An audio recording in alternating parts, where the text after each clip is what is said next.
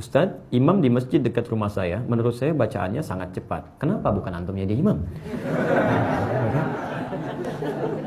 Baik. Belum sempurna gerakan saja, beliau sudah berganti posisi. Memang antum harus jadi imam. Terkadang saya merasa salat sunnah saya lebih khusyuk daripada salat jamaah di masjid. Alhamdulillah.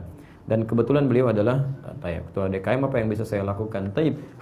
Saya senang dengan pertanyaan ini. Artinya ada sesuatu yang dititipkan di hati Anda untuk beramal soleh. Jadi kalau Anda nggak pernah ada seperti ini, Anda nggak peduli dengan keadaan itu. Ya? Jadi masih ada keadaan dalam hati kita untuk menjadi perangkat amal soleh. Maka di sini dimulai dakwah kita. Maka apa yang mesti dilakukan? Kita masuk dengan cara yang lembut. Quran surah ke-16 An-Nahl ayat 125. Ud'u ila sabili rabbika bil hikmah. Ajaklah orang yang belum sejalan dengan jalan Rabbmu, ajak ke jalan Rabbmu dengan hikmah, cara yang bijak dulu. Ya, apalagi ketua DKM, beliau yang paham di situ, posisinya tinggi dan sebagainya, maka antum masuk lewat cara yang lain.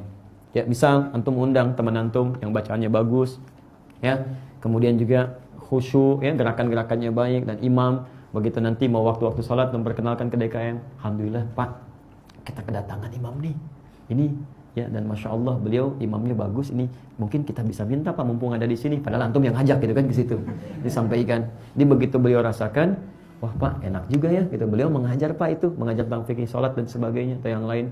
Barangkali bisa kita undang, adakan ta'lim di situ, sampaikan tentang materi fikih sholat baik-baik seperti itu. Insya Allah akan ada perubahan.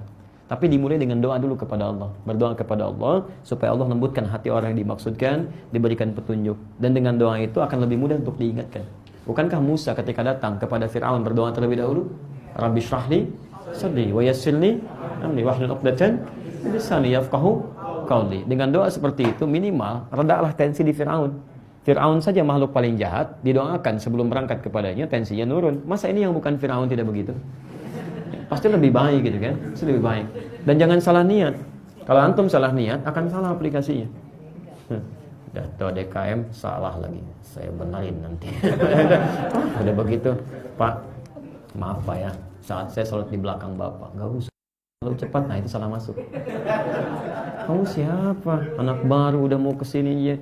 Saya ini jadi DKM sudah 10 tahun di sini, masya Allah. Padahal masjidnya baru 5 tahun tuh. Kadang naik, gak mau kalah gitu kan. Nah.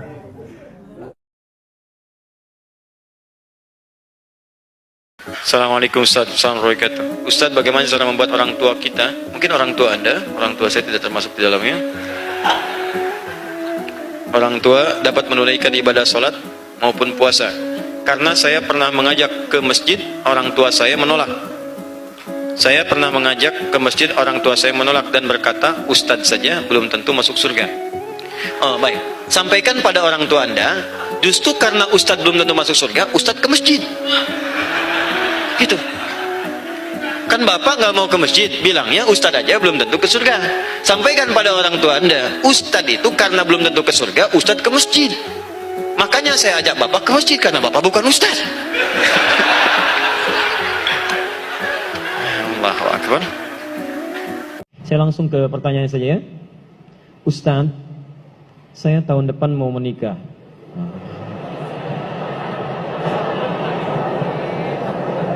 Masya Allah.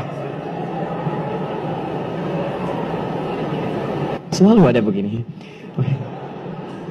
Dengan seorang akhwat. Pasti seorang akhwat, gak mungkin ikhwan. Gak mungkin. Kalau seorang ikhwan ada yang salah dari diri antum ya. Baik, Quran surah ke-49 ayat 13. Ya ayyuhan nasu inna khalaqnakum min dzakarin wa untha. Hei manusia, kami ciptakan kalian pasangannya laki-laki dengan perempuan.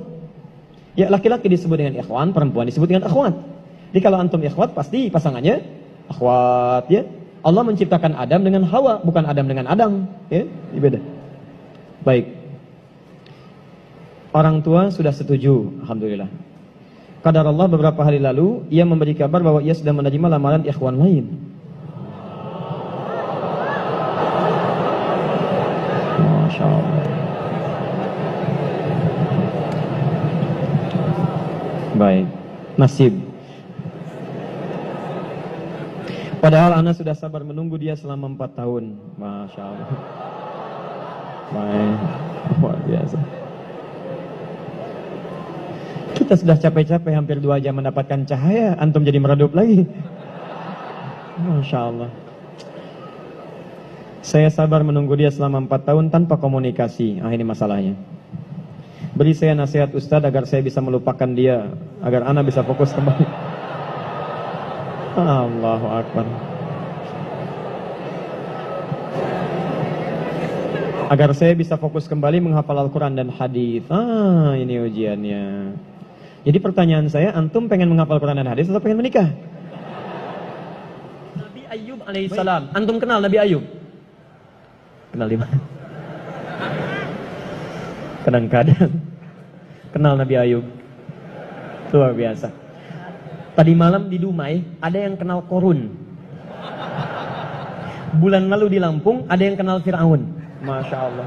Di Pekanbaru kenal Nabi Ayub. Luar biasa. Antum siapa sebetulnya? Nabi Ayub itu diuji dengan penyakit luar biasa. Maaf, tadinya kaya, punya istri yang sangat cantik, anaknya 12. Hari yang bersamaan, hari pertama, maaf, diuji dengan harta semua habis. 1 hari. Hari kedua, anak semua meninggal. Hari ketiga, diuji dengan penyakit. Yang penyakitnya tidak akan pernah dialami orang setelahnya. Tidak juga dialami orang sebelumnya. Berapa diuji? 20 tahun. Beliau diuji 20 tahun. Apakah mengeluh? Tidak. Kata istrinya, kalau bahasa kita, papa kan Nabi. Angkat tangan papa, mohon kepada Allah. Mintakan sembuh aja, sembuh. Apa jawab Ayub? Berapa lama kita sehat dan senang? Kata istrinya, Masya Allah 20 tahun. Berapa lama kita diuji begini? 7 tahun. Kata Ayub, nanti saja. Kalau usia ujian sakit sama dengan ujian sehat, sama-sama 20 tahun, baru saya memohon kepada Allah Subhanahu wa Ta'ala. Anda bisa bayangkan Nabi Ayub, Nabi, Rasul, dekat dengan Allah, jaminannya surga, surga tingkat tinggi, diberikan ujian 20 tahun, beliau bersabar dan tetap ibadah. Antum, Masya Allah, mahasiswa, baru semester 5, bukan Nabi, bukan Rasul, surga belum jelas, amalan masih berantakan, hisab masih menegangkan, surga belum ada jaminan, baru 4 tahun.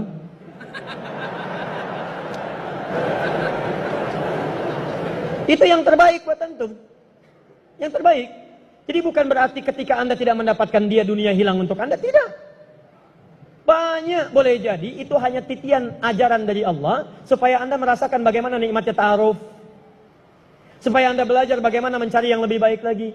Lihat kalimatnya, Quran surah ke-24 ayat 26. At-tayyibatu lit-tayyibin wat-tayyibuna lit-tayyibat al-khabithatu lil-khabithin sebelumnya wal khabithuna lil-khabithat.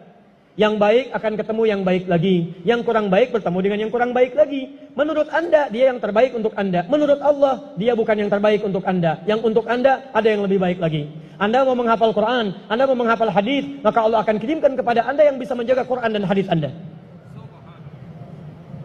Kalau dengan 4 tahun belum bisa menjadikan Anda mendapatkan yang terbaik, tunggu. Karena yang terbaik itu lebih daripada yang mulia akan mendapatkan masa yang cukup panjang. Al-Bukhari menulis hadis 16 tahun, kitabnya abadi. Orang menulis kitab 16 hari belum tentu abadi. Jadi ketika Anda diminta menunggu dalam masa yang cukup lama, sebetulnya bukan masanya yang ditunggu, tapi di balik penungguan itu bukankah di situ ada pahala? Tadi Anda katakan Anda rajin berdoa, bukankah di doa itu ada pahalanya? Anda rajin tahajud, Anda bersabar, Anda bermohon, Anda istighfar. Jadi yang diinginkan oleh Allah dalam penantian 4 tahun itu bukan Anda menikah dengan calon Anda sekarang, tapi Anda mendapatkan pahala yang berlimpah. Dan dengan pahala itu Anda siapkan Quran Anda, hadis Anda untuk membimbing pasangan Anda berikutnya. Paham sampai sini? Baik, alhamdulillah. Jadi nggak usah kecewa ya, nggak usah kecewa. Baik, yang kedua, lihat kaidahnya. Supaya kita bisa sabar. Ya, supaya bisa sabar. 2, Quran surah kedua ayat 286. La yukallifullahu nafsan illa wus'aha. Tidak mungkin Allah menguji seorang hamba kecuali dia sanggup untuk mengatasinya. Tidak mungkin Allah menguji seorang hamba kecuali dia sanggup untuk mengatasinya. Kita tolong baca kalimat ini dengan baik ya. Kalau Anda sedang punya masalah, seberat apapun itu, yakinkan kata Al-Quran, tidak mungkin masalah ini diujikan kepada Anda kecuali Anda sanggup. Jadi kalau Anda tidak sanggup, mustahil ujian ini dititipkan pada Anda. Jadi kalau Anda sekarang misal sedang punya ujian seberat apapun, itu tandanya cuman Anda yang sanggup, yang lain tidak sanggup. Makanya tidak diujikan kepada pemuda lain, cuman Anda, karena Anda yang sanggup menanggung bebannya. Orang lain mungkin sudah naik ke atas atap tuh, loncat, tidak, Anda tidak. Karena cuma Anda yang mampu, bukan orang lain. Ketika Anda mengatakan, ya Allah, kenapa mesti saya yang diuji? Kenapa mesti saya yang mengalami? Why me? Kata Allah, why not? Kenapa tidak? Cuman kamu yang mampu. Kamu yang harus dapatkan pahalanya, yang lain tidak. Cuman Anda yang jadi pemuda yang kuat, yang lain belum tentu. Tapi nggak usah terlampau bamba, langsung pulang dari sini bikin status. Memang cuman saya yang mampu. Masya Allah. Pekerjaan. Ya. Yang ketiga, tetap ikhtiar. Quran surah 49 ayat ke-13. Jadi jangan sampai, maaf, ya, peluang Anda tidak mendapatkan yang tadi Anda telah harapkan, menjadikan Anda putus dalam berikhtiar. Cari, masih banyak perempuan semuka bumi. Masa tidak ada yang cocok untuk Anda? Lihat, ya ayyuhan nasu inna khalaqnakum min dzakarin wa untha wa ja'alnakum syu'uban wa qabail lita'arafu. Hei manusia, kami ciptakan engkau laki-laki, ada perempuan jodohmu. Dan kami pisahkan berbeda-beda daerah. Ya, lihat syu'ub, beda daerah, RT, RW, lurah, kecamatan, kabupaten, sampai sedunia. Kalau nggak ketemu di satu RT, cari satu RW ya, yang nanya tadi. Kalau tidak ada satu RW, cari satu kampung. Masa nggak ada yang ketemu? Boleh menikah dengan perempuan sekampung? Tidak. Masa sekampung mau dinikahi? Tidak. Batas paling maksimal 4. Sekampung tidak pilih satu dari sekampung. Sekampung mau dinikahi, Masya Allah. Silakan cari ya. Anda tadi masih kuliah kan? Silakan cari, barangkali ketemu di kampus ya. Boleh menikah dengan seorang anak yang sedang kuliah? Tidak sedang kuliah masa dinikahi. Pulang dulu dari situ ya. Pulang dari kampus, baik-baik di rumah baru nikah. Ini di kampus mau dinikahi ya. Cari silakan. Nggak ketemu misalnya, mohon maaf ya, satu kecamatan, kabupaten. Nggak ketemu, beda provinsi. Anda orang Riau, mungkin jodoh Anda ada di Jawa. Cari, ta'aruf. Nggak ada di Jawa, ada di Sumatera. Nggak ada Sumatera, ada di Papua. Luas. Indonesia terbentang 5.200.000 kilometer persegi luasnya. Kata Ahmad Mansur Suryanegara, pakar sejarah, dalam bukunya Api Sejarah, halaman ke-19, paragraf yang kedua, baris 1 sampai 3, paling kanan sebelah atas. Luas Indonesia itu daratnya 2 juta kilometer persegi, lautnya 3.200.000 kilometer persegi. Daratan dan lautan, Masya Allah, 5.200.000 kilometer persegi. Masa nggak ketemu? Pulaunya 13.677 pulau. Itu belum termasuk Pulau Gadung dan Pulau Gebang. Ada semua. Nggak ada di Asia Tenggara, nggak ada Asia Tenggara di Asia, nggak ada Asia Amerika, nggak ada Amerika di Eropa, nggak ada Eropa di Afrika. Masa nggak ada yang cocok? Kalau tidak ada, mungkin antum ahli surga, karena itu pun jodoh antum pun bidadari surga. Masya Allah. Tapi sebelum ke surga, baiknya menikah dulu di dunia ya. Ya, sebelum kiamat kurang 2 hari. Tuh, mic aja ada pilihan, masa antum tidak ada? Orang sudah Samarinda, antum sama dia aja.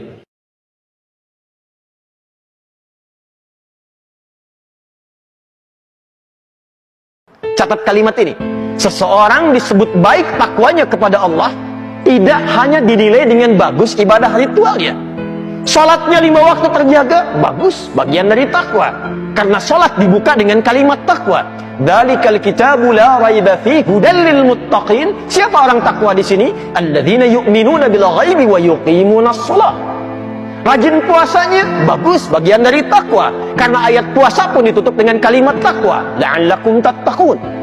Hajinya bagus, sempurna, bagus. Karena haji pun bagian dari takwa. Quran surah kedua ayat 197. Wa tazawwadu fa inna khairaz zadi taqwa. Tapi ternyata kata Al-Quran, takwa bukan hanya bagus ibadah ritual. Takwa juga baik dalam konteks ibadah sosial. Quran surah ketiga Ali Imran ayat 133 sampai 134. Wasari'u ila maghfiratin min rabbikum wa jannatin 'arduha as-samawati wal ardu u'iddat lil muttaqin. Bergegaslah kalian mengevaluasi diri, bermuhasabah dan berharaplah mendapatkan karunia dari Allah, ditempatkan di surga yang disiapkan seluas langit dan bumi. Untuk siapa? Orang-orang takwa. Siapa mereka yang dimaksudkan di ayat ini? Ayat 134-nya. Alladzina yunfiquna fis sarra'i wad dharra wal kadhimina al ghaidha wal 'afina 'anil nas wallahu yuhibbul muhsinin. Yaitu orang-orang yang mampu berbagi, saling perhatian. Wal kadhimina al ghaidha, sanggup menahan amarah. Diprovokasi dia tenang merespon. Dia melihat peluang untuk menyambung silaturahim alih-alih kemudian menguatkan perpecahan. Wal 'afina 'anil nas, dia memilih untuk memaafkan, mencari solusi yang terbaik alih-alih memperdalam. Wallahu yuhibbul muhsinin, sungguh Allah mencintai orang-orang yang berbuat baik itu. bagaimana Ustadz apabila kita kan manusia biasa, kita punya rasa kecewa, punya rasa sakit hati yang kadang-kadang susah buat kita hapuskan gitu. Bagaimana supaya kita bisa menjadi orang yang ikhlas, bisa melupakan, bisa memaafkan, karena kan kodratnya manusia pasti gampang lah buat sakit hati, marah dan sebagainya. Itu aja pertanyaan Ustadz. Bagus pertanyaan. Dan apa yang Anda sampaikan kisahnya pernah terjadi di masa lalu. Sehingga Allah menawarkan satu tawaran spesial kalau dia bisa mengikhlaskan semua perasaan yang dirasakan. Maka turunlah Quran surah ketiga Ali Imran ayat 133 sampai 134. Paling kanan sebelah atas di mushaf. Perhatikan kalimatnya. Wasari'u ila maghfirah. Wasari'u ila maghfirati min rabbikum. Bergegaslah Anda mengevaluasi diri, mohon ampunan kepada Rabb. Koreksi, banyak yang salah dalam hidup. Wa jannatin arduha as-samawati wal ardu uiddat lil muttaqin. Dan bermohonlah, berharap, bercita-cita mendapatkan anugerah surga seluas langit dan bumi.